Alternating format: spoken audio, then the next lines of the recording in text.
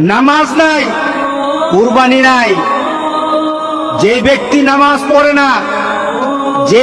নামাজ পড়ে না, কুরবানি তার কোনো সফলতা আনবে না। কুরবানি তার জন্য সফলতা বয়ে আনবে না। নামাজ নাই, কুরবানি হবে না তার। নামাজ ছাড়া কুরবানি হবে না, এটাই ধারাবাহিকতা।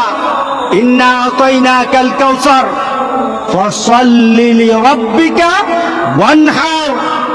নামাজ আগে, কুরবানি পরে। আর আমাদের সমাজে এমন মানুষ আছে নামাজ পড়ে না, কিন্তু লক্ষ লক্ষ টাকা দামের কুরবানি ছাড়ে না। তার মানে কি? সে দিন বুঝে না, সে ইসলাম বুঝে না, মুহাম্মদ সাল্লাল্লাহু আলাইহি সাল্লামকে দেওয়া আল্লাহর ঘোষণাও জানে না, ইব্রাহিম আলাইহিস সালামকে দেওয়া সেই কুরবানির নীতি জানে না।